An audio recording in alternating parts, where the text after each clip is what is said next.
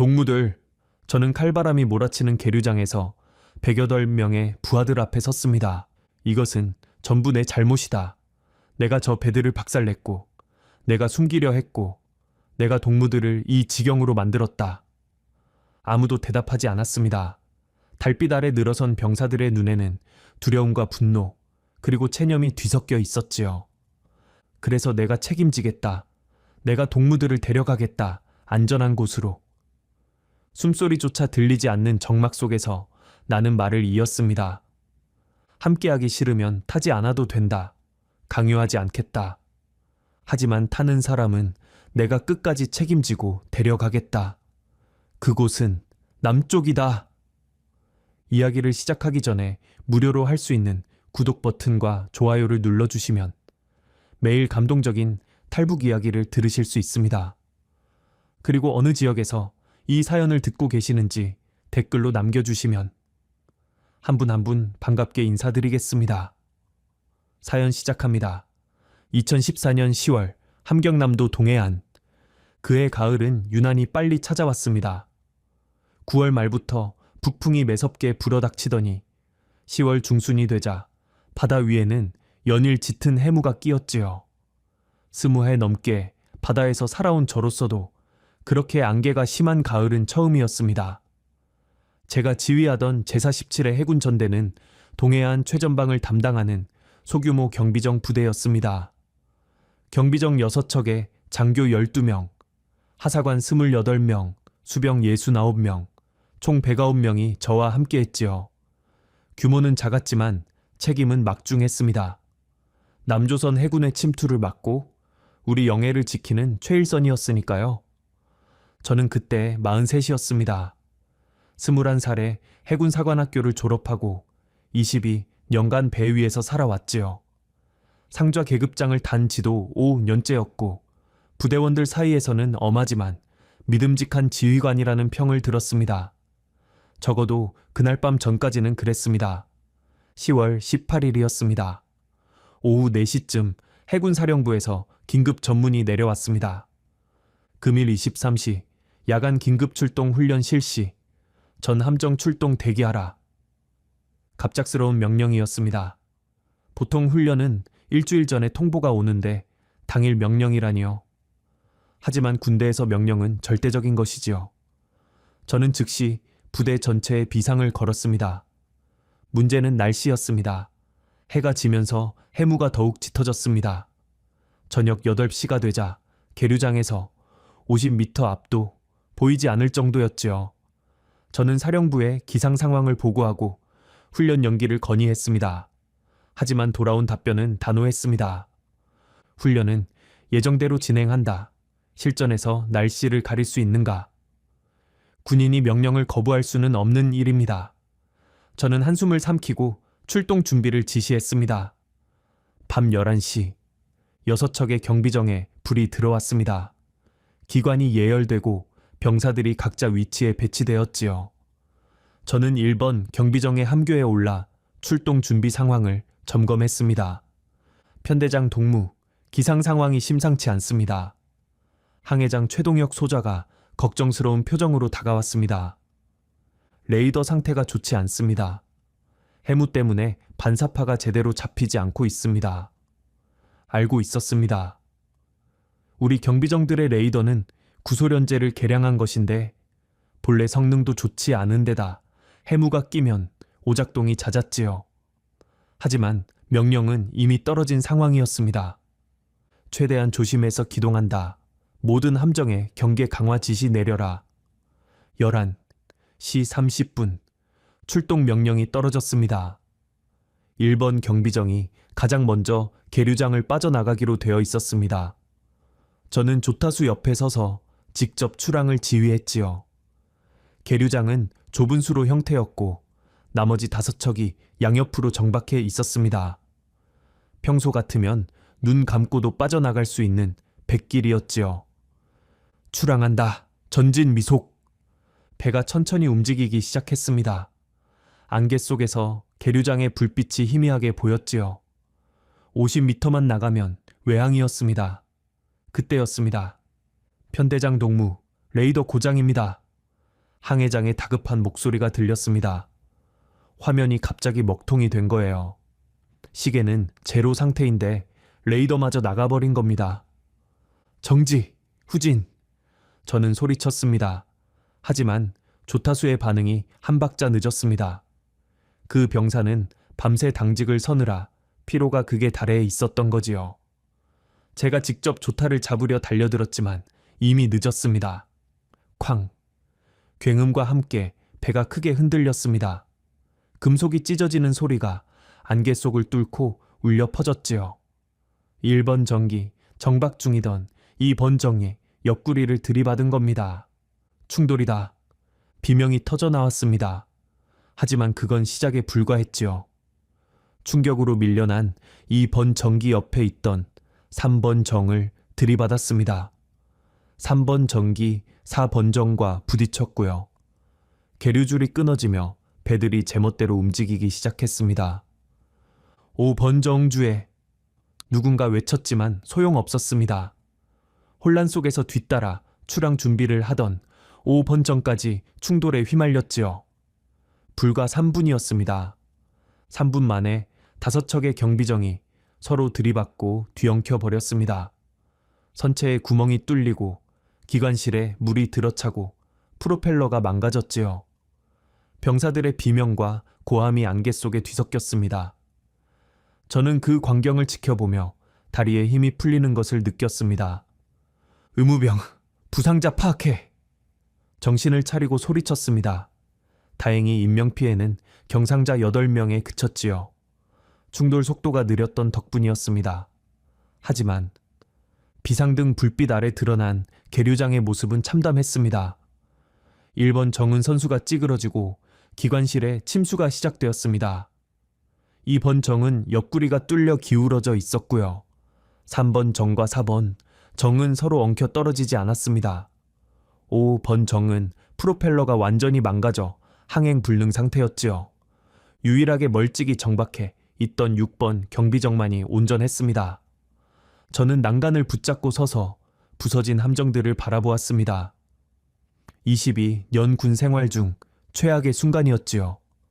아니, 그때는 그게 최악인 줄 알았습니다.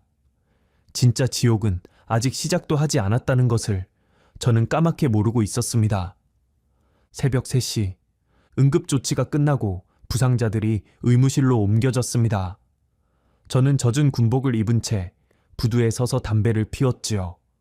손이 떨려서 성냥불을 3번이나 그르쳤습니다. 편대장 동무, 부편대장 김성호 중좌가 다가왔습니다. 그의 얼굴도 창백하게 질려 있었지요. 피해 현황 정리했습니다. 그가 건넨 보고서를 보는 순간 저는 머리가 하얘지는 것을 느꼈습니다. 1번 정, 선수 파손, 기관실 침수, 수리 불가 추정.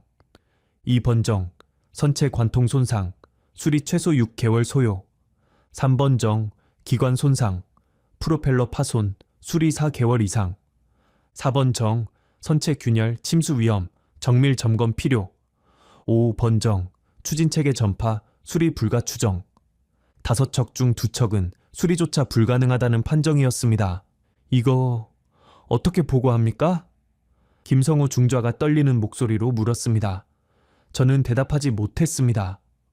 아니, 대답할 수가 없었지요. 우리 경비정들은 대부분 구소련제 부품으로 만들어진 것들이었습니다. 핵심 기관 부품이나 선체 용접 기술은 북한 자체로 감당할 수 없는 수준이었지요. 제대로 수리하려면 러시아에서 기술자를 불러와야 했습니다. 하지만 그것은 곧 이 사고를 사령부에, 아니 평양에까지 보고해야 한다는 뜻이었습니다. 경비정 5척을 한꺼번에 박살냈다. 그것도 훈련조차 시작하기 전에. 적이 아니라 아군 함정끼리 충돌해서. 이것이 어떤 의미인지 저는 너무나 잘 알고 있었습니다. 동이 트기 시작했습니다. 희부연 안개 사이로 처참하게 부서진 함정들의 윤곽이 드러났지요. 병사들이 하나둘 계류장으로 모여들어 그 광경을 바라보았습니다. 아무도 말이 없었습니다. 그때 저는 결정을 내렸습니다. 지금 생각하면 어리석은 결정이었지요. 하지만 그 순간에는 그것밖에 방법이 없다고 생각했습니다. 일단 보고하지 말자. 김성호 중좌가 눈을 크게 떴습니다. 우리끼리 수리해보자. 어떻게든. 그 한마디가 모든 것의 시작이었습니다. 사고를 숨기려 한 것, 그것이 우리 109명을 죽음의 벼랑 끝으로 몰아넣은 진짜 재앙의 시작이었지요. 그때는 몰랐습니다. 2달 후 우리 전원이 처형 아니면 정치범수용소 판정을 받게 될 줄은요. 그리고 그 판정을 피해 적국의 깃발을 달고 남쪽 바다로 향하게 될 줄은 더더욱 몰랐습니다. 2014년 10월 18일 그날 밤의 안개 속에서 저는 108명의 부하들과 함께 돌이킬 수 없는 길로 첫 발을 내디뎠습니다. 사고 다음 날 새벽 저는 장교 전원을 회의실에 소집했습니다. 11명의 장교가 좁은 회의실에 모였지요. 부편대장 김성호 중좌, 기관장 박영철 소좌, 항해장 최동혁 소좌를 비롯한 각 함정의 지휘관들이었습니다. 하나같이 얼굴에 핏기가 없었어요. 밤새 뜬 눈으로 지사은 게 분명했지요. 저는 문을 잠그고 창문에 커튼까지 쳤습니다. 누가 엿들을지 모르는 일이니까요. 상황은 다들 알고 있을 거다. 제 목소리가 갈라졌습니다. 5척이 망가졌다. 그중 2척은 수리 불가 판정이고 나머지 셋도 최소 넉 달에서 6달은 걸린다. 아무도 입을 열지 않았습니다. 회의실 안에는 담배 연기와 침묵만이 가득했지요. 기관장 박영철 소좌가 먼저 말문을 열었습니다. 편대장 동무, 솔직히 말씀드리겠습니다. 우리 기술로는 수리가 불가능합니다. 그의 말에 다른 장교들이 고개를 끄덕였어요. 선체 용접이야 어떻게든 해보겠는데 기관 부품이 문제입니다. 1번정과 5번정의 주기관은 완전히 망가졌습니다. 이건 러시아제 부품인데 우리나라에서는 생산 자체가 안 됩니다. 알고 있었습니다. 우리 해군의 경비정 대부분은 구소련 시절에 들여온 것들이거나 그것을 본떠 만든 것들이었지요. 겉모양은 흉내 낼 수 있어도 핵심 기관이나 정밀 부품은 러시아 기술자 없이는 손댈 수가 없었습니다. 러시아에서 기술자를 부르면 되지 않겠습니까? 막내 소좌 한 명이 조심스럽게 말했습니다. 순간 회의실이 싸늘하게 얼어붙었지요. 그게 무슨 뜻인지 알고 하는 말인가? 김성호 중좌가 낮은 목소리로 받아쳤습니다. 러시아 기술자를 부르려면 사령부에 보고해야 하네. 사령부에서 평양으로 올라가고 평양에서 외화를 풀어야 하고 그 과정에서 이 사고가 전부 드러나게 되어 있어. 막내 소좌의 얼굴이 하얗게 질렸습니다. 저는 탁자 위에 손을 짚고 장교들을 둘러보았습니다. 동무들, 우리가 이 사고를 보고하면 어떻게 되겠나? 대답이 없었습니다. 하지만 모두가 알고 있었지요. 경비정 5척, 북한 돈으로 수백억 원어치의 군사 자산을 한꺼번에 날려버린 겁니다. 그것도 적과 싸우다가 아니라 자기들끼리 부딪혀서요. 이건 단순한 사고가 아닙니다. 군사적 태만이자 국가 재산 파괴 행위로 몰릴 수 있는 일이었지요. 지휘관인 저는 총살이 확실했습니다. 장교들은 정치범수용 소행이고 하사관과 수병들까지 연좌제로 처벌받을 게 뻔했어요. 북한에서 이런 대형 사고는 누군가의 책임으로 마무리되어야 하니까요. 일단 보고하지 말자. 제가 말했습니다. 우리끼리 수리해보자. 어떻게든. 장교들의 눈이 커졌습니다. 사고 은폐. 그것이 얼마나 위험한 일인지 모르는 사람은 없었지요. 편대장 동무, 그건 다른 방법이 있나? 제가 되물었습니다. 보고하면 우리는 끝장이야. 109명 전원이 끝장이라고. 하지만 숨기고 수리에 성공하면 아무 일도 없었던 거야. 상부에서는 우리 함정이 몇 척인지 상태가 어떤지 일일이 확인하러 내려오지 않아. 긴 침묵이 흘렀습니다. 얼마나 시간이 있습니까? 박영철 소좌가 물었습니다. 다음 정기 점검은 내년 3월이야. 넉 달 반 정도 있어. 넉 달 반. 그가 고개를 저었습니다. 솔직히 불가능에 가깝습니다. 하지만 그는 다른 장교들을 둘러보았지요. 보고해서 죽느니 한번 해보고 죽는 게 낫지 않겠습니까? 그렇게 결정이 났습니다. 돌이켜보면 그때 솔직하게 보고했어야 했어요. 처벌이 두려워 숨기려 한 것이 더 큰 재앙을 불렀으니까요. 하지만 그 순간에는 그것밖에 방법이 없다고 생각했습니다. 그날부터 비밀 수리 작전이 시작되었습니다. 낮에는 평소처럼 부대를 운영하고 밤이 되면 정비병들이 총동원되어 작업에 들어갔지요. 계류장에는 철조망을 치고 초소를 세워서 외부인의 접근을 막았습니다. 부대원들에게는 특별 정비 기간이라고만 알렸어요. 문제는 자재였습니다. 철판, 용접봉, 기관 부품. 뭐 하나 제대로 구할 수 있는 게 없었지요. 저는 김성호 중좌와 함께 인근 조선소를 찾아다녔습니다. 뇌물을 쓰고 연주를 동원하고 때로는 협박까지 해가며 자재를 빼돌렸어요. 이 철판은 수출용 선박 건조했을 거라 반출이 안 됩니다. 조선소 관리인이 난색을 표했습니다. 동무, 이거 받고 눈 좀 감아주시오. 저는 봉투를 내밀었지요. 아내가 모아둔 비상금이었습니다. 관리인은 주위를 살피더니 봉투를 낚아챘어요. 오늘 밤 후문으로 와요. 눈에 안 띄게. 그렇게 철판 10장을 구했습니다. 용접봉은 다른 부대에서 빼돌렸고 페인트는 민간 공장에서 훔쳐왔지요. 하나하나가 발각되면 처벌감이었습니다. 밤마다 계류장에서는 불꽃이 튀었습니다. 손전등과 작업등 불빛 아래서 정비병들이 용접을 하고 망가진 선체를 두들겼지요. 기관병들은 부서진 부품들을 분해해서 쓸만한 것들을 골라냈습니다. 잠은 서너 시간도 못 잤어요. 편대장 동무, 이 번정 용접 부위가 또 터졌습니다. 정비 책임자가 시커먼 얼굴로 보고했습니다. 용접을 해도 자꾸 갈라지는 거예요. 우리 기술력으로는 러시아제 특수강을 제대로 붙일 수가 없었지요. 다시 해. 될 때까지. 저는 이를 악물었습니다. 10월이 가고 11월이 왔습니다. 바람이 차가워지고 바다에 얼음이 얼기 시작했지요. 수리는 지지부진했습니다. 선체 용접은 어떻게든 진행됐지만 기관 부품은 도저히 구할 수가 없었어요. 이 번정의 보조기관은 겨우 살렸습니다. 하지만 1번 정과 5번 정의 주기관은 손을 쓸 방법이 없었지요.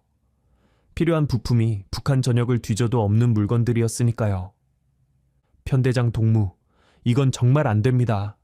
러시아에서 가져오지 않으면 불가능합니다.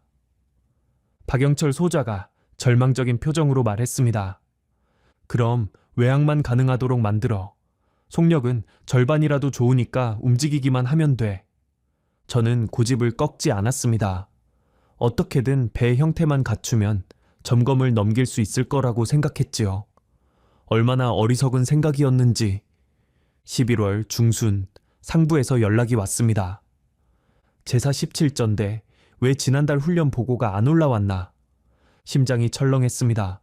매달 훈련 실적을 보고해야 하는데 정신이 없어서 잊고 있었던 거예요. 저는 급히 보고서를 작성했습니다. 10월 기상, 악화로 해상훈련 연기, 장비 점검 기간 중. 손이 떨렸습니다. 거짓 보고서를 쓰는 건 처음이었지요. 하지만 이미 되돌아갈 수 없는 길을 걷고 있었습니다. 12월이 되자 상부의 독촉이 잦아졌습니다. 훈련 실적이 2달째 제로다. 무슨 일인가? 장비 노후화로 전면 점검 중입니다. 조만간 정상화될 예정입니다. 핑계가 바닥나기 시작했습니다. 같은 말을 계속 반복할 수는 없었지요. 저는 매번 새로운 이유를 만들어내야 했습니다. 기관 고장, 연료 보급 지연, 인원 재배치. 거짓말이 거짓말을 낳았어요. 그러던 12월 초에 어느 날이었습니다. 아침 점호를 하는데 보이부 차량이 부대 정문으로 들어왔습니다. 검은색 승용차 2대. 저는 직감적으로 불길함을 느꼈지요. 리재웅 상좌, 동무. 보이부 중좌가 차에서 내리며 말했습니다. 아, 예, 그렇습니다. 잠깐 할 이야기가 있소. 심장이 쿵쿵 뛰었습니다. 발각된 건가? 모든 게 끝난 건가? 하지만 보위부 중좌는 저를 체포하러 온 게 아니었어요. 부대 소속 김창수 상사를 체포하러 왔소. 김창수, 정비반 소속의 베테랑 하사관이었습니다. 20회 넘게 배를 고쳐온 기술자였지요. 무슨 혐의입니까? 군수물자 횡령기요. 인민조선소에서 철판과 용접봉을 불법 반출한 혐의가 있소. 피가 얼어붙는 것 같았습니다. 그 철판과 용접봉은 제가 구해오라고 시킨 것들이었어요. 김창수 상사는 제 명령을 따랐을 뿐인데 잠깐만요. 그건 오해입니다. 그 자재는 오해인지 아닌지는 조사해보면 알 거요. 보위부원들이 막사로 들어갔습니다. 잠시 후 김창수 상사가 끌려 나왔지요. 그의 얼굴은 새하얗게 질려 있었습니다. 편대장 동무, 그가 저를 보며 외쳤습니다. 저는 명령을 따랐을 뿐입니다. 편대장 동무가 시켜서 입 닥쳐. 보위부원이 그의 뒤통수를 후려쳤습니다. 김창수 상사가 비틀거리며 차에 실렸지요. 저는 아무 말도 할 수 없었습니다. 그를 구하려면 모든 걸 털어놓아야 했어요. 사고를, 은폐를, 거짓 보고를. 하지만 그러면 109명 전원이 끝장이었습니다. 차가 떠나고 저는 한참을 그 자리에 서 있었습니다. 편대장 동무, 김성호 중좌가 다가왔습니다. 그의 얼굴도 핏기가 없었지요. 보위부가 조사를 시작하면 여기까지 파고들 겁니다. 철판이 어디로 갔는지, 왜 그게 필요했는지 알고 있었습니다. 김창수 상사가 버텨준다 해도 보위부의 수사는 결국 우리 부대까지 올 거예요. 그들은 냄새를 맡으면 끝까지 파헤치는 자들이니까요. 시간이 없습니다. 최동혁 소자가 말했습니다. 술이고 뭐고 이대로는 다 끝장입니다. 저는 고개를 들어 계류장을 바라보았습니다. 부서진 함정들 사이에서 정비병들이 여전히 작업을 하고 있었지요. 아무것도 모른 채 살기 위해 발버둥치는 그들의 모습이 처량하게 느껴졌습니다. 그날 밤 저는 한숨도 자지 못했습니다. 어둠 속에서 김창수 상사의 얼굴이 자꾸 떠올랐어요. 편대장 동무가 시켜서 그의 절규가 귓가에 맴돌았지요. 내 명령을 따랐을 뿐인 사람이 끌려가고 나는 여기서 뭘 하고 있는 건가? 창밖으로 차가운 달빛이 쏟아졌습니다. 수리는 불가능하다. 보위부의 수사망은 점점 좁혀오고 있다. 거짓말은 한계에 다다랐다. 2014년 12월 동해안의 겨울바람은 뼈를 내는 듯이 차가웠습니다. 하지만 진짜 추위는 바깥이 아니라 제 마음속에 있었지요. 벼랑 끝에 몰린 짐승처럼 저는 점점 막다른 골목으로 내몰리고 있었습니다. 그리고 며칠 후 제가 그토록 두려워하던 일이 마침내 터지고 말았습니다. 2014년 12월 15일 그날 아침은 유난히 고요했습니다. 밤새 내린 눈이 부대 전체를 하얗게 덮었고 바다에서 불어오는 바람도 잠잠했지요. 저는 창밖을 바라보며 묘한 불안감을 느꼈어요. 폭풍 전에 고요함이랄까, 뭔가 터질 것 같은 예감이 들었습니다. 오전 10시쯤이었습니다. 정문 초소에서 급히 연락이 왔어요. 편대장 동무, 해군 사령부에서 점검단이 왔습니다. 심장이 멎는 것 같았습니다. 뭐라고? 점검단? 예, 차량 4대입니다. 지금 정문 통과합니다. 전화기를 놓는 손이 떨렸습니다. 점검단. 사전 통보도 없이 불시에 내려온 겁니다. 정기 점검은 3월인데 왜 지금? 저는 급히 군복을 여미고 밖으로 뛰어나갔습니다. 이미 검은색 군용 차량 4대가 본부 건물 앞에 멈춰 서 있었지요. 차에서 내리는 장교들의 계급장을 보는 순간 다리에 힘이 풀렸습니다. 대좌, 해군사령부 작전감찰국 소속 대좌가 직접 내려온 거예요. 제사 17 해군 전대 편대장 리재응 상좌, 보고 드립니다. 저는 경례를 붙였습니다. 점검단장인 대좌가 차가운 눈으로 저를 훑어보았지요. 리재응 동무가 여기 편대장인가? 예, 그렇습니다. 좋아, 단도직입적으로 말하겠네. 대좌가 서류 뭉치를 꺼내 들었습니다. 자네 부대 훈련 보고가 석 달째 제대로 안 올라오고 있어. 10월, 11월, 12월. 전부 기상 악화, 장비 점검이라는 핑계뿐이야. 동해안 최전방 부대가 석 달 동안 훈련을 한 번도 안 했다? 말이 된다고 생각하나? 가슴이 조여왔습니다. 하지만 저는 최대한 침착하게 대답했어요. 보고 드린 대로입니다. 장비 노후화가 심해서 전면 정비 중이었습니다. 조만간 정상화될. 그래서 직접 확인하러 왔네. 대좌가 저를 끊었습니다. 계류장으로 안내해. 온몸에 피가 얼어붙었습니다. 계류장 말입니까? 왜? 안 될 이유라도 있나? 없었습니다. 아니, 있었지요. 하지만 그걸 말할 수는 없었어요. 아닙니다. 이쪽으로 오십시오. 저는 점검단을 앞장서서 안내했습니다. 계류장까지 가는 300m가 30리처럼 느껴졌지요. 걸음을 옮길 때마다 심장이 터질 것 같았습니다. 계류장 입구에 도착했습니다. 철조망 너머로 부서진 함정들의 윤곽이 보였지요. 여기서 잠깐 기다려 주십시오. 제가 먼저 안전 확인을. 필요 없네. 대좌가 저를 밀치듯 지나갔습니다. 점검 단원들이 그 뒤를 따랐지요. 저는 그 자리에 얼어붙은 차에 서 있었습니다. 끝이다. 이제 끝이다. 점검단이 계류장 안으로 들어섰습니다. 처음에는 아무 말이 없었어요. 발걸음 소리만 눈 위에서 뽀드득거렸지요. 저는 뒤따라 들어가면서 그들의 뒷모습을 바라보았습니다. 대좌가 멈춰 섰습니다. 다른 점검 단원들도 하나둘 발을 멈추었지요. 정막, 눈 덮인 계류장에 정적이 내려앉았습니다. 바람 소리조차 멎은 것 같았어요. 이게... 대좌의 목소리가 떨렸습니다. 이게 뭐냐? 그의 앞에 펼쳐진 광경은 처참했습니다. 1번 경비정은 선수가 완전히 찌그러져 있었고 녹이 슬어 붉은 얼룩이 번져 있었지요. 이 번정은 옆구리에 거대한 구멍이 뚫려 기울어진 채 반쯤 물에 잠겨 있었습니다. 3번 정과 4번 정은 여전히 서로 엉켜 떨어지지 않았고 그 사이로 부서진 난간과 갑판 조각들이 널브러져 있었어요. 5번 정은 선미가 반쯤 가라앉아 프로펠러가 공중에 드러나 있었지요. 2달간 수리한다고 했지만 오히려 더 망가진 것처럼 보였습니다. 용접 자국은 울퉁불퉁했고 임시로 대충 떼운 철판들은 이미 녹슬기 시작했지요.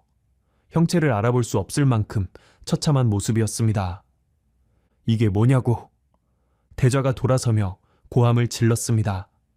그의 얼굴이 시뻘겋게 달아올라 있었지요. 경비정 5척이 왜 이 모양인가? 대답해. 저는 무릎이 꺾이는 것을 느꼈습니다. 하지만 쓰러지면 안 됐어요. 아직 108명의 부하들이 저를 바라보고 있으니까요. 보고 드리겠습니다. 제 목소리가 갈라졌습니다. 10월 18일 야간 훈련 출동 중 해무와 레이더 고장으로 인해 함정 간 연쇄 충돌 사고가 발생했습니다. 5척이 파손되었고 자체 수리를 시도했으나 실패했습니다. 대좌의 눈이 휘둥그레졌습니다. 10월에? 2달 전에 이런 일이 있었는데 지금까지 보고를 안 했단 말인가? 예. 왜? 처벌이 두려웠습니다. 솔직하게 말했습니다. 더 이상 숨길 것도 없었으니까요. 내 잘못입니다. 내가 판단을 그르쳤습니다. 모든 책임은 저 리재응에게 있습니다. 부대원들은 제 명령을 따랐을 뿐입니다. 제발 저만 처벌해 주십시오. 저는 무릎을 꿇었습니다. 눈밭 위에 꿇어 앉아 고개를 숙였지요. 하지만 대좌의 대답은 냉혹했습니다. 자네 혼자 책임질 일이 아니야. 그가 저를 내려다보며 말했습니다. 사고를 은폐하고 허위 보고를 한 건 명백한 반역 행위야. 여기 있는 장교들 전원이 공범이고 알고도 묵인한 하사관과 수병들도 연좌 책임을 피할 수 없어. 안 됩니다. 그들은 몰랐습니다. 제가 혼자. 닥쳐. 대좌가 호통을 쳤습니다. 자네가 지금 협상할 처지인가? 전원 영창 감금이야. 평양에 보고하고 처분을 기다린다. 점검 단원들이 우르르 움직였습니다. 부대 전체에 비상이 걸렸지요. 병사들이 막사 밖으로 끌려 나오고 장교들이 한 곳에 집합되었습니다. 모두의 얼굴에 공포가 어려 있었어요. 저는 눈밭에 꿇어 앉은 채 그 광경을 지켜보았습니다. 내가 저들을 이 지경으로 만들었다. 내 잘못이다. 내 잘못이야. 사흘 후 평양에서 통보가 내려왔습니다. 저는 장교들과 함께 회의실에 불려갔어요. 점검단장 대좌가 서류를 펼쳐들고 우리를 둘러보았지요. 그의 표정은 굳어 있었습니다. 평양 군사재판소의 예비 판결이 내려왔다. 심장이 멎는 것 같았습니다. 피해 규모부터 말하겠다. 대좌가 서류를 읽기 시작했습니다. 경비정 5척, 파손, 그중 2척 완파, 추정 피해액 조선 돈 230억 원. 숨이 막혔습니다. 230억. 상상도 할 수 없는 금액이었지요. 여기에 은폐 시도로 인한 추가 피해가 가산된다. 부실 수리로 인한 함정 추가 손상, 허위 보고로 낭비된 행정 비용, 그리고 대좌가 잠시 말을 멈추었습니다. 이 사고로 동해안 제사구역이 석 달간 사실상 무방비 상태였다는 사실이 확인됐다. 적의 침투가 있었다면 막을 수단이 없었다는 거야. 이건 단순한 사고가 아니라 국방 태만이다. 회의실 안이 얼음장처럼 차가워졌습니다. 최종 판결은 신년 후 군사재판을 통해 확정되지만 예비 판결을 통보하겠다. 대좌가 서류를 들어 읽었습니다. 편대장 리재응 상좌, 군사자산 파괴 및 은폐, 허위 보고, 국방 태만 혐의, 총살형. 제 귀가 멍해졌습니다. 총살. 알고는 있었지만 직접 들으니 다리에 힘이 풀렸지요. 부편대장 김성호 중좌, 이하 장교 11명, 공모 및 묵인 혐의, 정치범수용소 무기형. 장교들 사이에서 신음소리가 터져 나왔습니다. 하사관 28, 명, 수병 69명, 연좌 혐의, 아오지 탄광무기 노동형. 끝이었습니다. 109명 전원, 단 한 명도 빠짐없이 처벌이었지요. 공식 체포 및 이송은 신년 직후 1월 2일로 예정되어 있다. 그때까지 부대는 완전 봉쇄된다.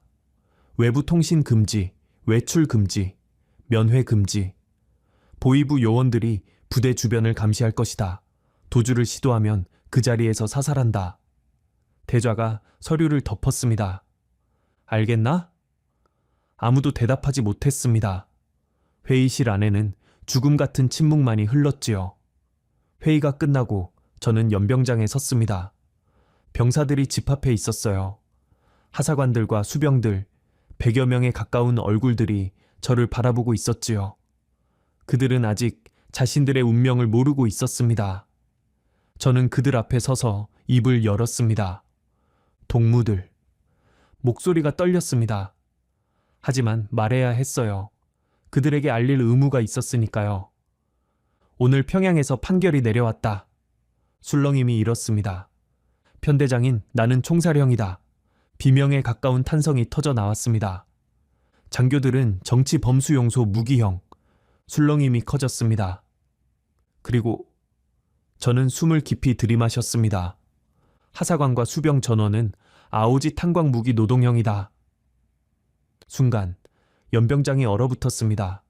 그리고 터져 나온 것은 울음소리였지요. 안 돼. 안 돼요. 어머니, 어머니. 저는 잘못한 거 없어요. 왜 저까지? 병사들이 무너져 내렸습니다. 어떤 이는 그 자리에 주저앉고 어떤 이는 하늘을 보며 절규했지요.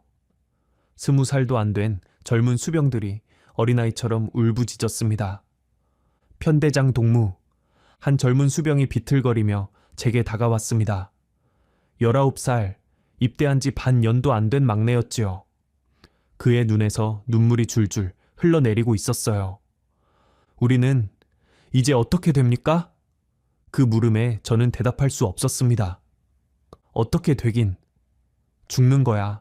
총살이든 수용소든 탄광이든 결국 다 죽는 거야. 미안하다. 저는 그 말밖에 할 수 없었습니다. 미안하다. 전부 내 잘못이야. 내가 동무들을 이렇게 만들었어. 눈이 내리기 시작했습니다. 하얀 눈송이가 연병장에 흩날렸지요.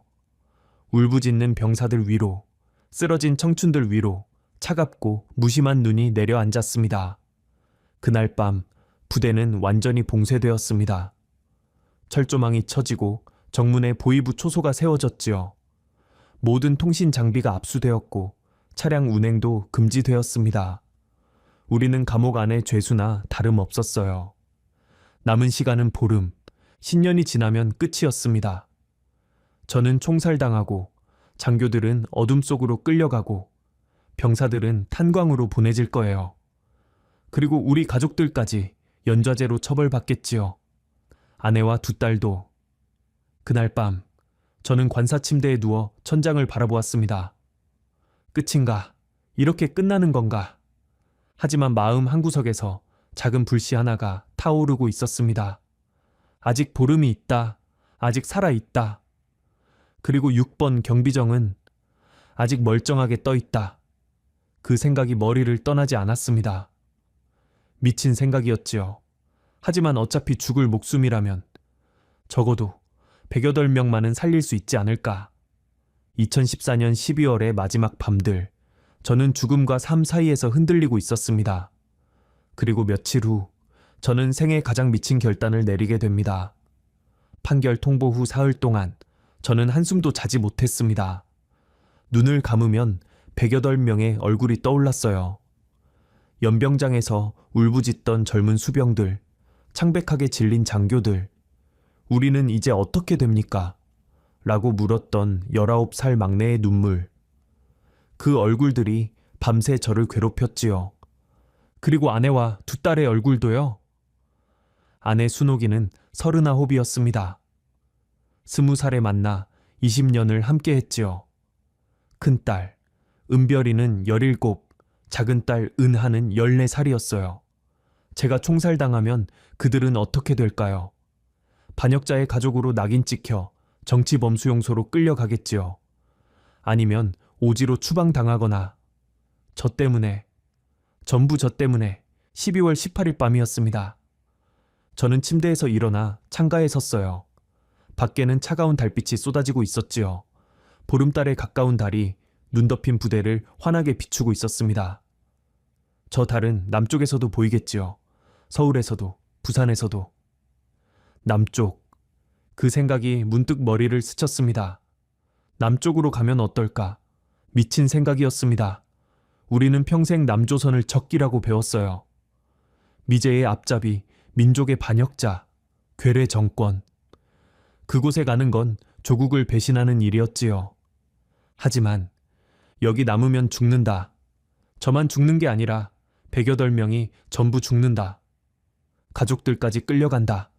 그렇다면 적에게 가면 저는 창밖의 달을 바라보며 생각했습니다. 남쪽은 우리를 어떻게 대할까? 쏴 죽일까?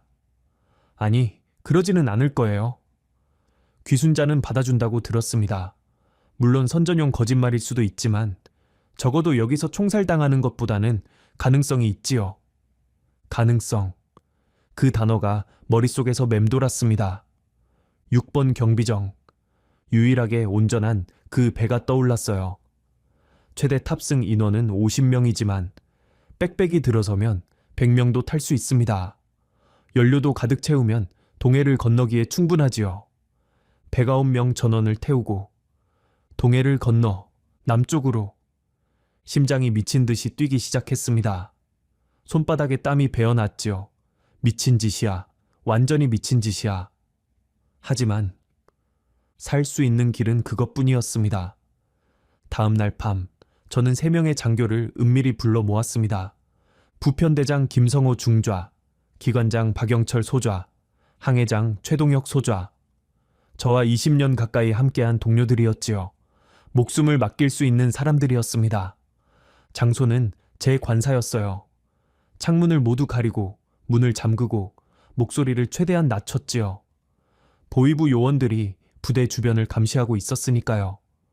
무슨 일입니까, 편대장 동무? 김성호 중좌가 물었습니다. 그의 얼굴에도 며칠간 잠을 못 잔 흔적이 역력했지요. 저는 잠시 그들의 얼굴을 둘러보았습니다. 한번 말하면 돌이킬 수 없어요. 그들이 거부하면, 아니, 신고하면 저는 즉시 처형당할 겁니다. 하지만 저는 그들을 믿기로 했습니다. 남쪽으로 가자. 짧게 말했습니다. 세 사람의 표정이 얼어붙었어요. 눈이 휘둥그레지고 입이 벌어졌지요. 경악. 그것 말고는 표현할 길이 없는 표정이었습니다. 지금 뭐라고? 박영철 소자가 더듬거렸습니다. 6번 경비정에 전원을 태우고 동해를 건너는 거야. 남조선으로. 미쳤습니까? 최동혁 소자가 벌떡 일어섰어요. 그건 탈북입니다. 반역입니다. 온 가족이 몰살당합니다. 여기 있어도 몰살이야. 제가 차분하게 받아쳤습니다. 우리는 이미 반역자로 낙인 찍혔어. 나는 총살, 자네들은 수용소, 병사들은 탄광. 가족들도 연좌제로 끌려가. 여기 남으면 100% 죽어. 하지만 남쪽으로 가면 남쪽이 우리를 받아줄 거라고 생각합니까? 김성호 중좌가 낮은 목소리로 물었습니다. 모르지. 하지만 가능성은 있어. 적어도 여기서 총살당하는 것보다는. 침묵이 흘렀습니다.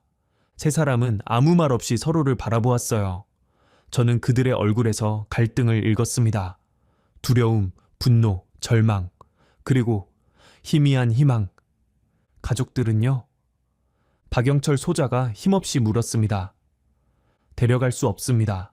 시간도 없고 들키면 전부 끝장입니다. 그럼 우리만 살자고 가족을 버리란 말입니까? 우리가 여기서 죽으면 가족들도 끌려가. 하지만 우리가 남쪽으로 가면 적어도 우리는 살아. 그리고 언젠가 방법이 있을지도 몰라. 거짓말이었습니다. 탈북자의 가족이 무사할 리 없다는 걸 저도 알고 있었지요. 하지만 그 순간에는 그렇게라도 말해야 했어요. 다시 긴 침묵이 흘렀습니다. 먼저 입을 연 건 김성호 중좌였습니다. 우리도 죽고 가족도 죽느니. 그가 천천히 말했어요. 살 길을 찾아가는 게 낫지 않겠습니까? 박영철 소자와 최동혁 소자가 그를 바라보았습니다. 그리고 한참 후 둘 다 고개를 끄덕였지요. 하겠습니다. 최동혁 소자가 말했습니다. 그의 눈에 눈물이 고여 있었어요. 미친 짓인 건 알지만 어차피 죽을 거 한번 해보겠습니다. 저는 세 사람의 손을 잡았습니다. 떨리는 손이었지요. 하지만 그 손에서 저는 결의를 느꼈습니다. 고맙다, 동무들. 그날부터 비밀 준비가 시작되었습니다. 시간은 열흘 남짓, 신년 전에 떠나야 했어요. 1월 2일에 체포가 예정되어 있으니까요. 가장 먼저 한 일은 연료 확보였습니다. 6번 경비정에 연료 탱크를 가득 채우고 예비 연료통까지 실었지요. 동해를 건너려면 최소 12시간은 항해해야 했습니다. 연료가 떨어지면 바다 한가운데서 표류하는 거예요. 연료 확보 완료했습니다. 박영철 소좌가 보고했습니다. 좋아, 식량과 식수는? 비상식량 3일치, 식수 2일치 확보했습니다. 더 싫으면 눈에 띕니다. 충분했습니다. 12시간이면 남쪽에 닿을 테니까요. 그 다음은 항로 계획이었습니다. 최동혁 소자가 해도를 펼쳐놓고 항로를 그렸지요. 우리 기지에서 남쪽으로 직성거리 약 200km, 북방 한계선을 넘으면 남조선 해군의 작전 구역이었습니다. 북방 한계선까지 약 5시간, 거기서 남쪽 항구까지 다시 대여섯 시간 정도입니다. 남조선 해군이 우리를 발견하면 그때가 문제지요. 최동혁 소자가 고개를 저었습니다. 적 함정으로 인식하면 발포할 겁니다. 우리가 먼저 의사표시를 해야 합니다. 의사표시, 항복의 의사를. 저는 그 방법을 이미 생각해두고 있었습니다. 12월 26일 밤, 저는 혼자 부대 창고로 향했습니다. 보위부 요원들의 눈을 피해 어둠 속을 걸었지요. 창고 안은 먼지 냄새가 가득했어요. 오랫동안 아무도 들어오지 않은 곳이었습니다. 손전등을 켜고 선반을 뒤졌습니다.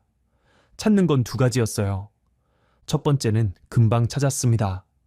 훈련용 표적기로 쓰던 흰 천 뭉치였지요. 사격 훈련할 때 표적을 달던 천인데 쓰지 않은 게 한 뭉치 남아 있었어요. 저는 그중 여러 장을 꺼냈습니다. 흰 천, 항복을 의미하는 깃발. 두 번째를 찾는 데는 시간이 좀 걸렸습니다. 창고 깊숙한 곳, 녹슨 철제 상자 안에 그것이 있었지요. 태극기.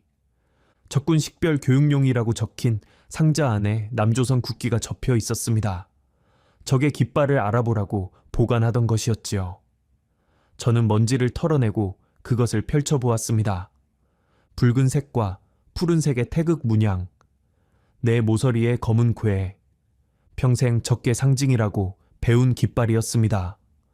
이 깃발 아래 있는 자들은 우리의 원수이고 이 깃발을 든 자는 반역자라고 배웠지요. 하지만 이제 저는 이 깃발에 목숨을 걸어야 했습니다. 이것을 달아야 남쪽 해군이 우리를 쏘지 않을 거예요. 이것을 달아야 배가 온 명이 살 수 있습니다. 저는 태극기를 조심스럽게 접어 품에 넣었습니다. 창고를 나서는데 달빛이 제 얼굴을 비추었어요. 저는 잠시 하늘을 올려다보았습니다. 같은 달이 남쪽에서도 빛나고 있겠지요. 이틀 후면 출발이다. 배가 온 명의 목숨을 싣고 적국의 깃발을 달고 돌아올 수 없는 바다로 저는 관사로 돌아가면서 마지막으로 부대를 둘러보았습니다. 20년 넘게 몸담았던 곳이었지요. 이곳에서 수많은 밤을 지새웠고 수많은 훈련을 이끌었습니다. 동료들과 웃고 울었던 곳이에요. 다시는 돌아오지 못할 겁니다. 고향도 가족도 모든 것을 버리고 떠나야 했습니다. 하지만 후회하지 않을 거예요. 108명의 목숨을 살릴 수만 있다면 12월 28일 자정. 저는 마지막 결단을 내릴 준비를 하고 있었습니다. 부대원 전원을 모아 이 미친 계획을 털어놓을 준비를요. 2014년 12월 28일. 해가 지고 어둠이 내려앉았습니다.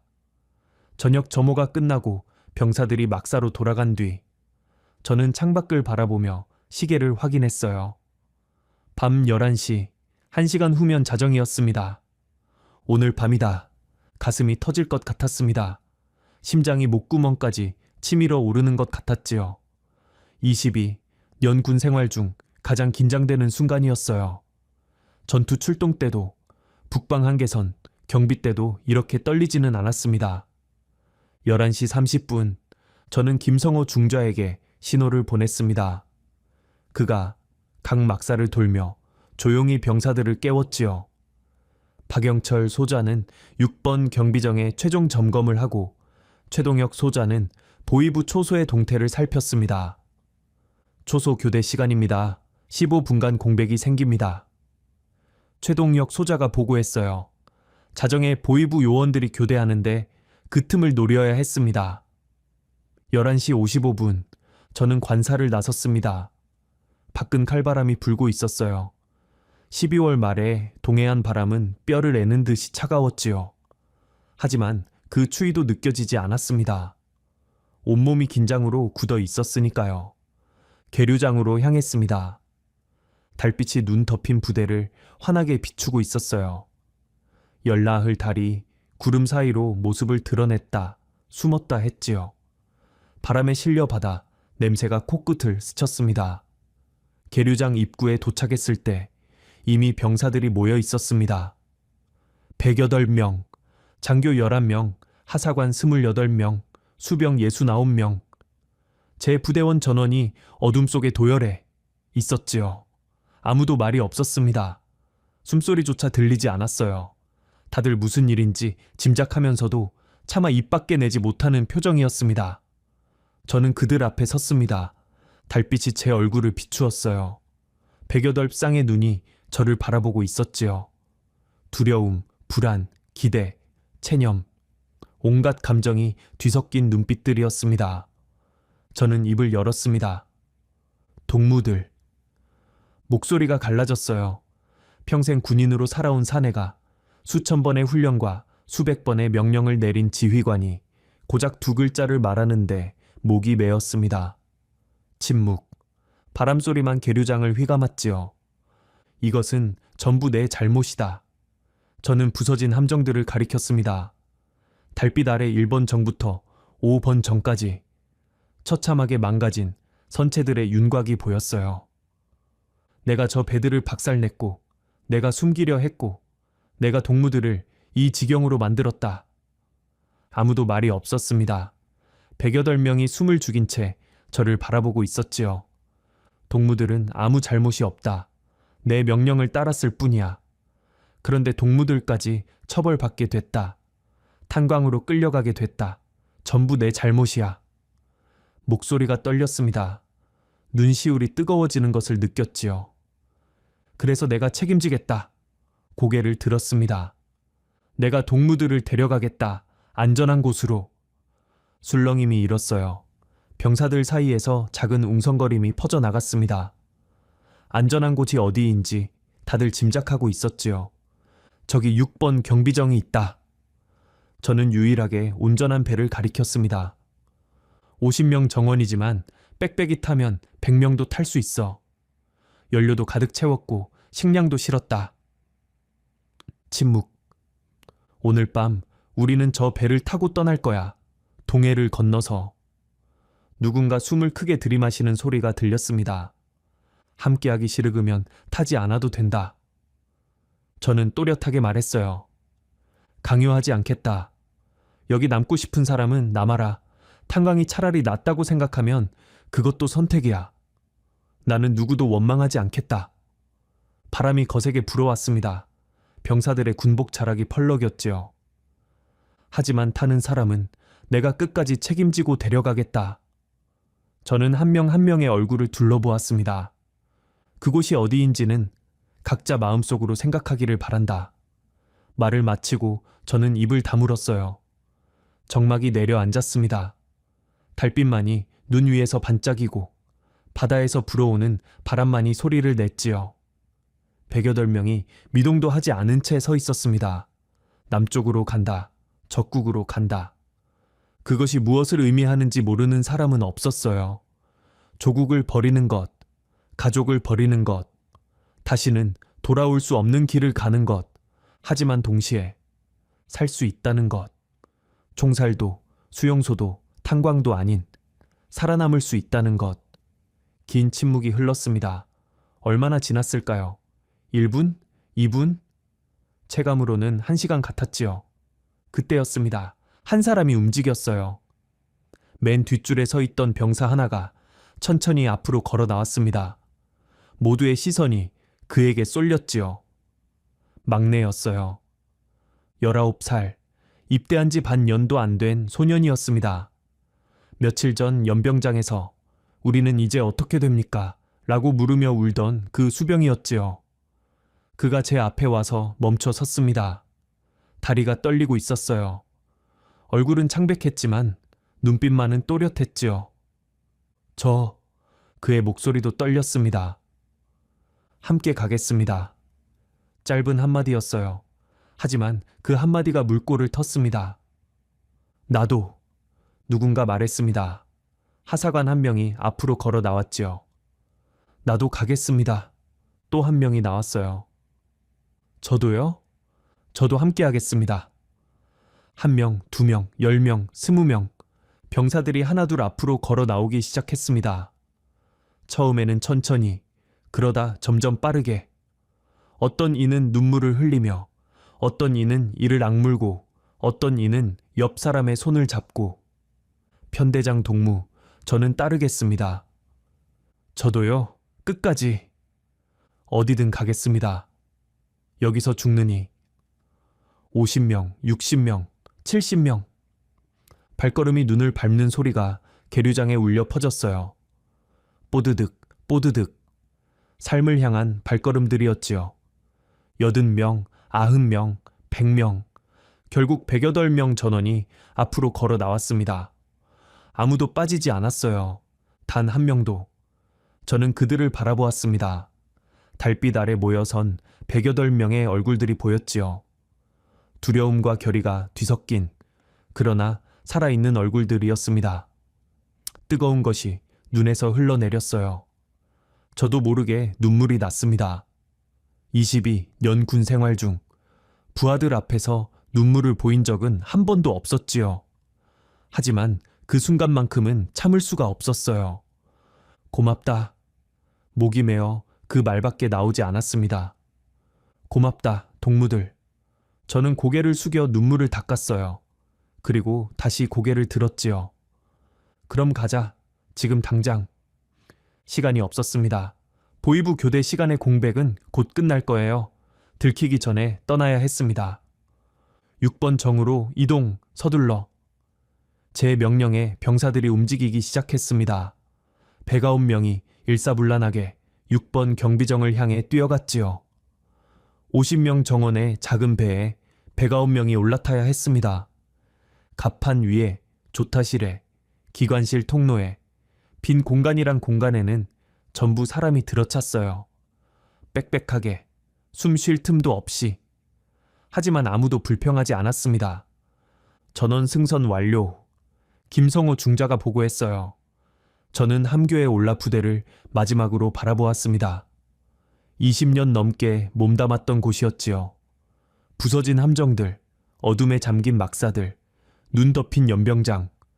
다시는 볼 수 없을 풍경이었습니다. 안녕. 마음속으로 인사했어요. 그리고 명령을 내렸지요. 출항한다. 2014년 12월 28일. 자정을 조금 넘긴 시각. 6번 경비정이 천천히 계류장을 빠져나갔습니다. 등화관제, 무전침묵. 배가 온 명의 목숨을 싣고 어둠 속으로. 우리는 돌아올 수 없는 바다로 향하고 있었습니다. 2014년 12월 29일 새벽 2시. 6번 경비정이 어둠 속을 미끄러지듯 나아가고 있었습니다. 등화관제, 배의 모든 불이 꺼져 있었어요. 무전 침묵, 어떤 통신도 하지 않았지요. 오직 기관 소리만이 낮게 울렸습니다. 그 소리마저 파도 소리에 묻혀 들리지 않을 정도였어요. 저는 함교에 서서 어둠 속 바다를 바라보았습니다. 뒤를 돌아보면 북쪽 해안의 불빛이 점점 작아지고 있었지요. 우리가 떠나온 곳, 다시는 돌아갈 수 없는 곳이었습니다. 배 아는 사람으로 가득 찼어요. 50명, 정원에 배가 온 명이 탔으니까요. 갑판 위에도, 조타실에도, 기관실 통로에도 빈틈없이 병사들이 들어차 있었습니다. 앉을 자리도 없어서 서로 기대어 서 있는 사람들도 있었지요. 숨 쉴 틈도 없이 빽빽했지만 아무도 불평하지 않았어요. 편대장 동무 항구를 완전히 벗어났습니다. 최동혁 소자가 보고했습니다. 저는 고개를 끄덕이고 갑판으로 내려갔어요. 병사들 사이를 헤치고 뱃머리로 향했지요. 이제 해야 할 일이 있었습니다. 전원 집중. 제 목소리가 어둠 속에 울려 퍼졌어요. 병사들이 일제히 저를 바라보았지요. 지금부터 무장을 해제한다. 술렁임이 이렇습니다. 모든 무기를 바다에 버려라. 기관총, 소총, 권총, 수류탄까지 전부 다. 전부 버린다고요? 누군가 되물었어요. 그렇다. 우리는 무장하고 가면 안 된다. 무기를 들고 있으면 저쪽에서 우리를 적으로 보고 쏠 거야. 맨손으로 가야 받아준다. 병사들이 서로를 바라보았습니다. 군인에게 무기는 생명과 같은 것이지요. 그것을 버리라니. 하지만 저의 말이 맞다는 건 다들 알고 있었어요. 내가 먼저 하겠다.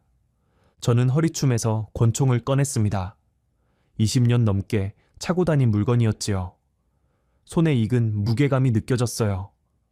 저는 팔을 뒤로 젖혔다가 힘껏 던졌습니다. 첨벙, 권총이 검은 바다 속으로 사라졌어요. 그것이 신호였습니다. 1명, 2명, 병사들이 무기를 꺼내기 시작했지요. 소총이 바다로 날아갔어요.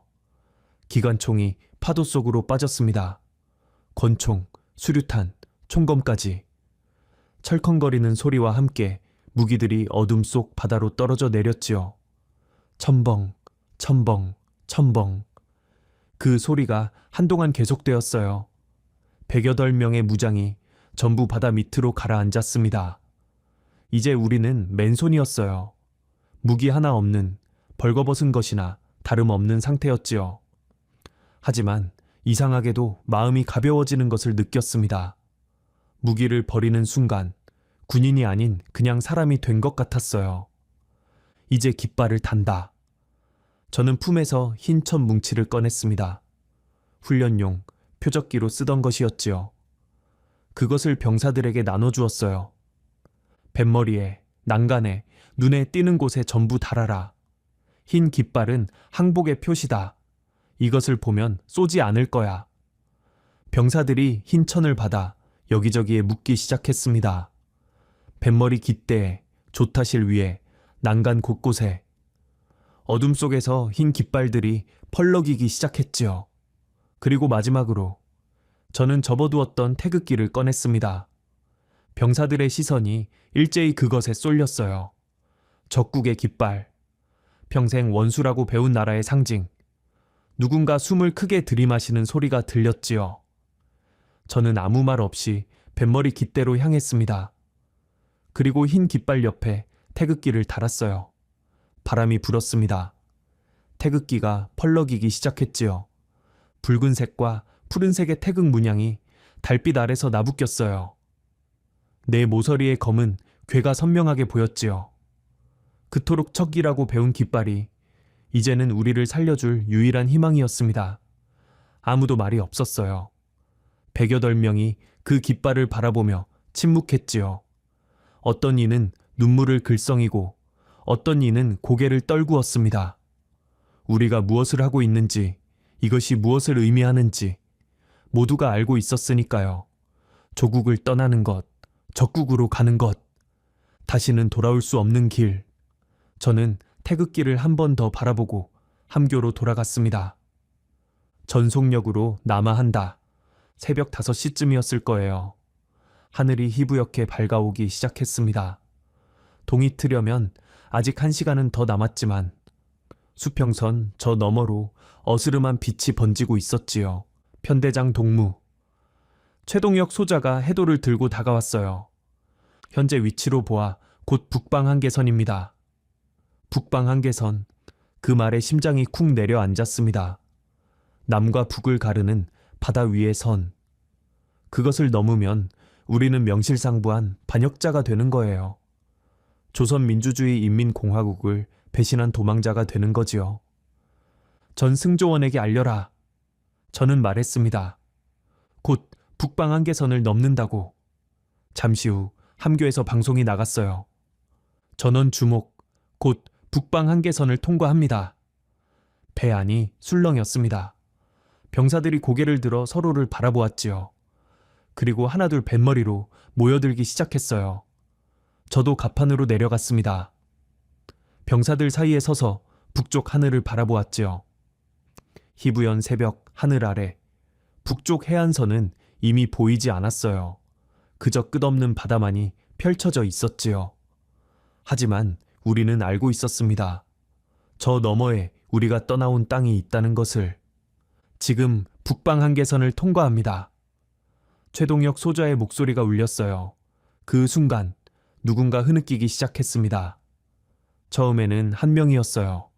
젊은 수병 하나가 어깨를 들썩이며 울기 시작했지요. 그 울음이 옆 사람에게 전염되었어요.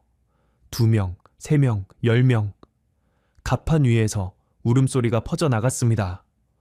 어머니, 누군가 중얼거렸어요. 아버지, 형, 미안합니다. 또 누군가 북쪽을 향해 절을 했지요. 병사들이 북쪽 하늘을 바라보며 울고 있었습니다. 누구는 두 손을 모아 기도하듯 서 있었고 누구는 고개를 떨군 채 어깨를 들썩였지요. 누구는 소리 없이 눈물만 흘렸어요. 그곳에 두고 온 것들. 부모님, 형제, 아내, 자식, 친구들. 평생 살아온 고향 땅. 어린 시절의 추억이 깃든 마을. 다시는 볼 수 없는 사람들. 다시는 돌아갈 수 없는 곳. 저도 눈시울이 뜨거워졌어요. 아내 순옥이가 떠올랐습니다. 오늘 아침이면 제가 사라진 걸 알겠지요.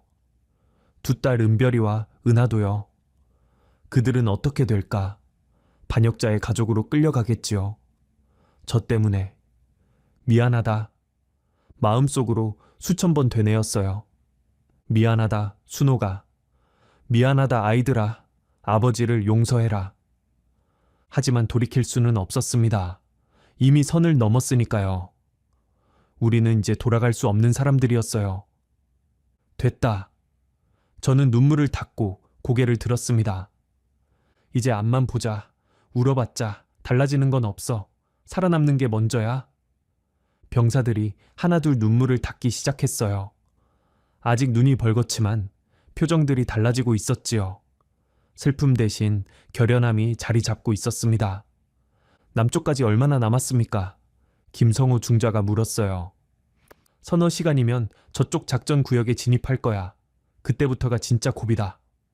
동이 텄습니다. 수평선 너머로 해가 떠오르며 바다가 황금빛으로 물들었어요. 2014년 12월 29일의 첫 햇살이었지요. 우리가 북쪽에서 맞는 마지막 해가 아니라 새로운 삶을 향해 가는 첫 번째 해였습니다. 오전 7시쯤이었어요. 편대장 동무, 레이더에 뭔가 잡힙니다. 조타실에서 다급한 목소리가 들렸습니다. 저는 급히 함교로 올라갔지요.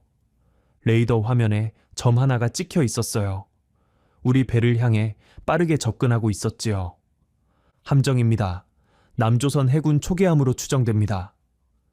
최동혁 소자가 보고했어요. 심장이 미친 듯이 뛰기 시작했습니다. 드디어 올 것이 온 거예요. 이 순간을 위해 준비해왔지만 막상 닥치니 온몸이 떨렸습니다. 전원 갑판 위로 손을 들고 서 있어라. 무기가 없다는 걸 보여줘야 해. 병사들이 우르르 갑판으로 쏟아져 나왔어요. 108명이 빽빽이 서서 두 손을 머리 위로 올렸지요. 잠시 후 수평선 위로 함정의 윤곽이 나타났습니다. 회색 선체에 태극기가 펄럭이고 있었어요. 남조선 해군 초계함이 틀림없었지요. 그리고 스피커에서 굉음이 터져 나왔습니다. 미상선박, 즉시 정지하라. 한국어였어요. 하지만 우리가 쓰는 말과는 억양이 조금 달랐지요. 정지하지 않으면 발포한다. 반복한다. 즉시 정지하라. 저는 박영철 소자에게 신호를 보냈어요. 기관 정지. 배가 천천히 속도를 줄이며 멈춰 섰습니다. 파도에 출렁이며 바다 위에 떠 있었지요. 저는 무정이를 잡았습니다. 손이 떨렸어요. 이 한마디에 109명의 목숨이 달려 있었습니다. 심호흡을 하고 송신 버튼을 눌렀지요. 대한민국 해군. 목소리가 갈라졌어요. 저는 침을 삼키고 다시 말했습니다. 대한민국 해군. 우리는 조선인민군 해군 제417전대 소속이요. 무정이 너머로 아무 대답이 없었어요. 저는 계속 말했지요. 109명이 귀순을 원하오. 정적. 무장은 전부 버렸소. 흰 깃발과 태극기를 달고 있소. 확인해 주시오. 여전히 대답이 없었습니다. 긴 침묵이 흘렀어요. 1초가 1분 같고 1분이 1시간 같았지요. 쏘는 건가? 믿지 않는 건가? 우리를 적으로 보는 건가? 저는 무정이를 꽉 쥐었어요. 그리고 마지막으로 말했습니다. 제발. 목소리가 떨렸지요. 받아주시오. 그 말을 하는 순간 눈물이 볼을 타고 흘러내렸습니다. 평생 군인으로 살아온 사내가 적국에게 제발 살려달라고 빌고 있었어요. 하지만 부끄럽지 않았습니다. 109명의 목숨을 위해서라면 무릎이라도 꿇을 수 있었으니까요. 무정이에서 지직거리는 소리가 났어요. 그리고 숨이 멎는 것 같았습니다. 알겠습니다. 대답이 들렸어요. 속도를 줄이고 천천히 따라오십시오. 반복합니다. 속도를 줄이고 천천히 저희 함정을 따라오십시오. 저는 무정이를 든 채 그 자리에 얼어붙었습니다. 들은 게 맞는 건가? 환청이 아닌가? 받아준다고 했습니까? 김성호 중자가 물었어요. 그렇다. 저는 더듬거리며 대답했지요. 따라오라고 했다. 받아준다고. 그 순간 갑판에서 함성이 터져 나왔습니다. 살았다. 받아준대. 받아준대. 우리 살았어. 병사들이 서로를 부둥켜 안고 울부짖었어요. 누구는 갑판 위에 주저앉고 누구는 하늘을 향해 만세를 불렀지요. 눈물과 웃음이 뒤섞인 아수라장이었습니다. 저도 무릎에 힘이 풀려 난간을 붙잡았어요. 살았다. 우리는 살았다. 남쪽 초계함이 천천히 방향을 틀었습니다. 우리 배가 그 뒤를 따랐지요. 태극기가 펄럭이는 함정을 따라 흰 깃발과 태극기를 단 우리 배가 남쪽으로 향했습니다. 2014년 12월 29일 오전 109명의 북한 해군이 적국의 바다 위에서 새 삶을 얻었습니다. 2014년 12월 29일 오전 남조선 초계함의 호위를 받으며 우리 배는 천천히 항구로 들어갔습니다. 동해안의 어느 군항이었어요. 이름은 나중에 알았지요. 그 순간에는 아무것도 눈에 들어오지 않았습니다. 그저 부두가 점점 가까워지는 것만 보였어요. 부두에는 사람들이 대기하고 있었습니다. 군인들, 정보요원으로 보이는 사복 차림의 사람들, 흰 가운을 입은 의료진까지 수십 명이 우리 배를 바라보고 있었지요. 배가 부두에 닿았습니다. 밧줄이 던져지고 배가 고정되었어요. 트랩이 놓였지요. 편대장 동무, 아니, 김성호 중좌가 제 어깨를 잡았습니다. 이제 동무가 아니지요. 먼저 내리십시오. 저는 고개를 끄덕였어요. 그리고 트랩을 향해 걸어갔습니다. 한 발, 한 발. 트랩 위에 섰습니다. 아래로 부두가 보였어요. 남조선 땅, 적국의 땅. 하지만 이제는 우리가 살아갈 땅. 첫 발을 내디뎠습니다. 발바닥에 단단한 콘크리트의 감촉이 느껴졌어요. 남조선 땅을 밟은 것입니다. 그 순간 다리에 힘이 풀렸습니다. 저는 그대로 부두 위에 주저앉았어요. 무릎이 콘크리트에 닿았지만 아프지 않았습니다. 아무것도 느껴지지 않았지요. 그저 눈물만 쏟아졌어요. 살았다. 살았구나. 죽지 않았다. 뒤에서 발소리가 들렸습니다.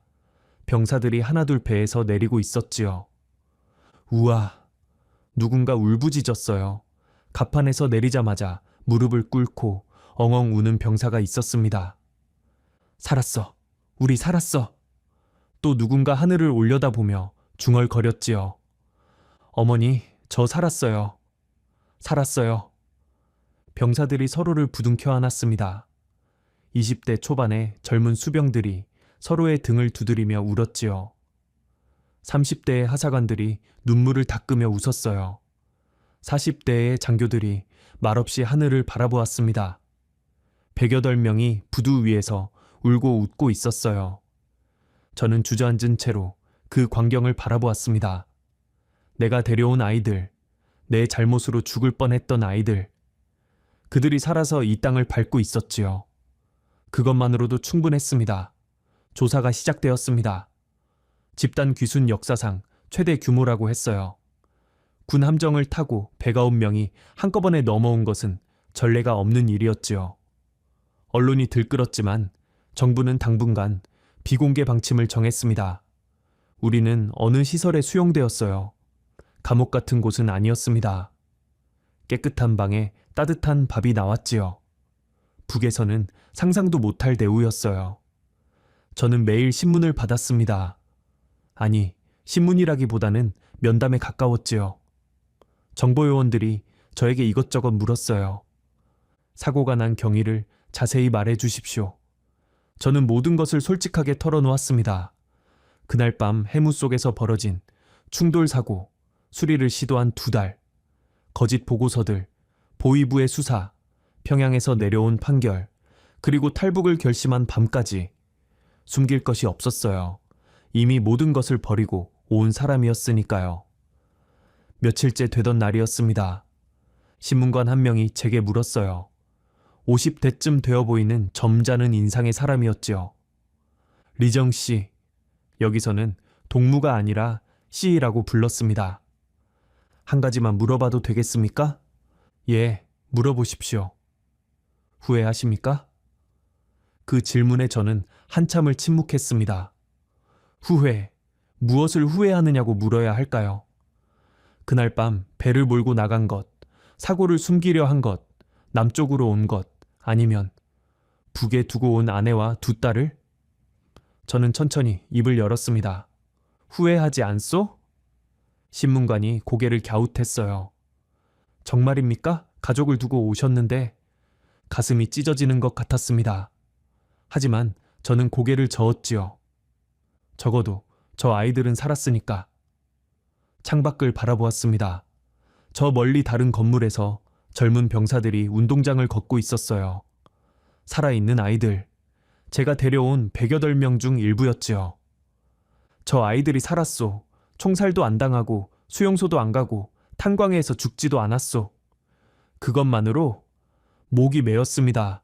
그것만으로 충분하오. 신문관은 아무 말 없이 저를 바라보았어요. 그리고 천천히 고개를 끄덕였지요. 몇 달이 지났습니다. 2015년 봄, 우리는 조사를 마치고 사회에 나왔어요. 대한민국 국민으로서 새 삶을 시작하게 된 거지요. 108명은 각자의 길을 걷기 시작했습니다. 젊은 수병들 중 일부는 대학에 진학했어요. 20살도 안 된 아이들이었으니까요. 남쪽에서는 그 나이면 아직 공부할 때라고 했지요. 처음에는 어색해하던 아이들이 대학 캠퍼스에서 웃고 있는 사진을 보내왔어요. 하사관들은 대부분 취직을 했습니다. 공장에서, 건설 현장에서, 물류회사에서. 북에서 익힌 기술이 남에서도 쓸모가 있었지요. 가정을 꾸린 사람도 있었어요. 남쪽 여자와 결혼해서 아이를 낳은 친구도 있었지요. 장교들도 각자 자리를 잡았습니다. 김성호는 작은 무역회사를 차렸어요. 박영철은 자동차 정비소를 열었지요. 최동혁은 어선 항해사가 되어 여전히 바다 위에서 살고 있었습니다. 저는 동해안의 작은 어촌 마을에 정착했습니다. 바다가 보이는 마을이었어요. 매일 아침 파도 소리에 눈을 뜨고 저녁이면 수평선 너머로 해가 지는 것을 바라보았지요. 평생 바다에서 살아온 사람이 무태서만 살 수는 없었으니까요. 저는 배수리 일을 시작했습니다. 어부들의 낡은 어선을 고쳐주는 일이었지요. 20년 넘게 군함을 다뤘으니 작은 어선쯤이야. 식은 죽 먹기였어요. 손재주가 좋다고, 꼼꼼하다고 마을 사람들이 칭찬해 주었습니다. 그렇게 하루하루를 살았어요. 낮에는 배를 고치고 저녁에는 작은 방에서 혼자 밥을 먹고 밤에는 텔레비전을 보다 잠이 들었지요. 평범한 일상이었습니다. 북에서는 상상도 못할 평화로운 나날이었어요. 하지만 가끔 밤에 잠이 오지 않을 때가 있습니다. 그런 밤이면 저는 바닷가로 나갑니다. 모래사장에 서서 바다를 바라보지요. 검은 파도가 출렁이고 저 멀리 수평선 위로 별들이 빛나고 있어요.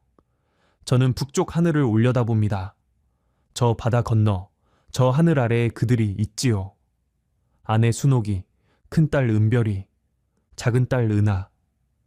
지금쯤 어떻게 살고 있을까요? 반역자의 가족으로 끌려갔을까요? 오지로 추방당했을까요? 아니면 소식을 알 방법이 없습니다. 물어볼 곳도 찾아볼 곳도 없어요. 그들은 저 바다 건너 어둠 속 어딘가에 있고 저는 여기서 그저 하늘만 바라볼 뿐이지요.